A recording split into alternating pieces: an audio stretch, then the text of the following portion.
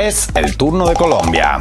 Donald Trump se olvidó por unos instantes de Venezuela, aunque ya volverá obviamente, y se centró en su vecino occidental a la hora de presentar a Estados Unidos como víctima del narcotráfico. Pero sin querer queriendo, terminó lanzándose tremendo boomerang a sí mismo. El nuevo cruce de declaraciones con Gustavo Petro es, hasta los momentos, el más encendido que han protagonizado ambos mandatarios, y vino acompañado del anuncio de acciones en medio de las ejecuciones extrajudiciales que lleva a cabo Washington en aguas del Caribe. Una situación imprevisible que, con Trump al mando, se vuelve doblemente imprevisible. Ahí les va.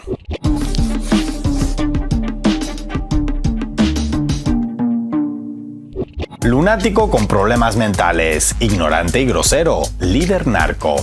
Donald Trump y Gustavo Petro se están diciendo de todo y nada bonito. No es que se llevaran especialmente bien, pero la presente escalada verbal y más que verbal es la más fuerte tras la segunda llegada del estadounidense a la Casa Blanca. Desde que en agosto el mandatario multimillonario iniciara la enésima versión estadounidense de la guerra contra las drogas, militarizando el Caribe y bombardeando pequeñas embarcaciones presuntamente cargadas de drogas, su par colombiano se ha mostrado abiertamente crítico con la estrategia de su homólogo. Durante este par de meses, los estadounidenses realizaron 7 ataques en la zona, causando la muerte de más de 30 personas, en una serie de bombardeos que expertos de la ONU han calificado como ejecuciones extrajudiciales. Según el discurso de Washington, los ataques se llevan a cabo en aguas internacionales contra narcotraficantes venezolanos pertenecientes al Tren de Aragua, pero en semanas recientes trascendió que ni lo uno ni lo otro. A mediados de octubre se supo que en uno de esos ataques habrían fallecido 2 pescadores con pasaporte de Trinidad y Tobago. Poco después se reportó que en otro bombardeo hubo 2 supervivientes, uno ecuatoriano y otro colombiano. Sin embargo, lo que provocó la actual escalada entre las 2 casas, la de Nariño y la Blanca, fueron los informes que señalaron que uno de esos operativos armados, llevado a cabo en septiembre, se habría producido en aguas territoriales colombianas y habría dejado como resultado un ciudadano colombiano muerto. Entonces, el presidente colombiano aseveró que en consecuencia Estados Unidos había violado la soberanía marítima colombiana y asesinado a un ciudadano de ese país. Unas declaraciones que no hacen más que describir objetivamente los hechos, pero que no cayeron nada bien al mandatario estadounidense.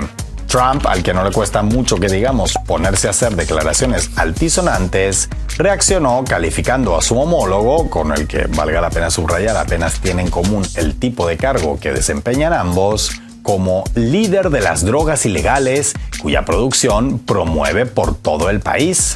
Ya envalentonado, prosiguió en el mismo posteo tildando a Petro como muy mal valorado y con baja popularidad, al tiempo que anunciaba que cortaría todo subsidio y ayuda a Colombia hasta que la nación sudamericana cierre esos campos de muerte, en referencia a las zonas de cultivo de hoja de coca, o de lo contrario, los cerrará Estados Unidos y no será de forma bonita.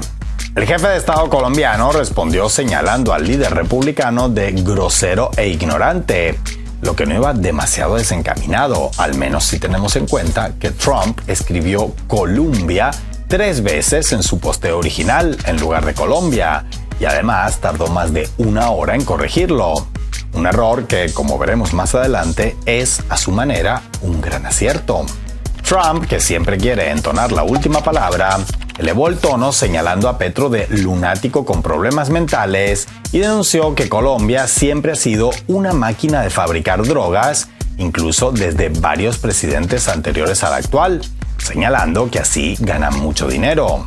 No es fácil prever hasta dónde llegará esta escalada con alguien tan imprevisible como el mandatario estadounidense, pero es interesante prestar atención a sus declaraciones, porque cuando pierde los modales, de vez en cuando se le chispotean cosas inconfesables que no diría estando calmado. Desde hace décadas, Colombia ha sido el mayor productor de cocaína a nivel global y eso no ha cambiado. Es un hecho tan sabido que hasta Trump está al tanto. Además, buena parte de la clase política colombiana, en especial en los años en los que el paramilitarismo campaba a sus anchas en el país con la complicidad del Estado, se mimetizó tanto con el narcotráfico que ya no se sabía si eran cárteles cooptando la política o la política cooptando los cárteles. Una realidad que no descubrió Trump, sino que fue denunciada hasta el cansancio por, entre otros, el propio Gustavo Petro, desde mucho antes de llegar a la presidencia.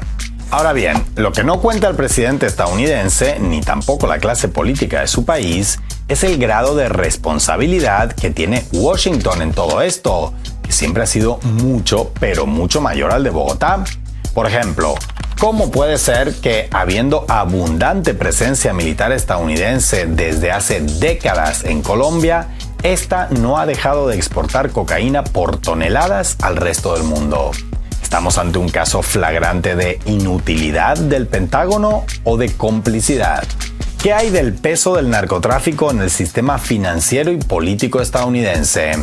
Si como primer productor mundial de cocaína en Colombia el narcotráfico penetró empresas y partidos, ¿qué decir del nivel de penetración que tiene en el primer consumidor? No ya de cocaína, sino de casi cualquier droga ilegal que se les ocurra.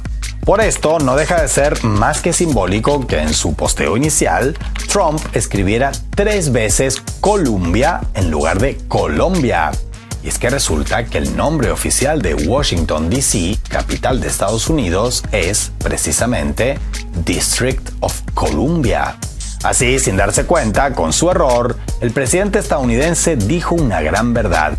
La de que es Washington quien promueve la producción de drogas al verse incapaz de frenar el consumo desaforado de su ciudadanía, lo que causa estragos, destrucción y muerte en toda la región, sin que la Casa Blanca haga algo por detenerlo que no sea culpar a otros países e intervenirlos selectivamente según sus ambiciones geopolíticas, militarizando regiones a su conveniencia y ejecutando extrajudicialmente a pescadores inocentes o dealers de poca monta, mientras los capos del narcotráfico controlan cada vez más esferas de las finanzas y política estadounidense.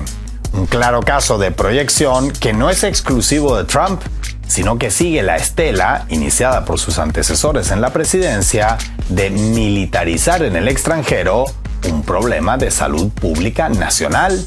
O, parafraseando el famoso refrán, la Casa Blanca denuncia la Colombia en el ojo ajeno, pero ignora la Columbia en el suyo propio.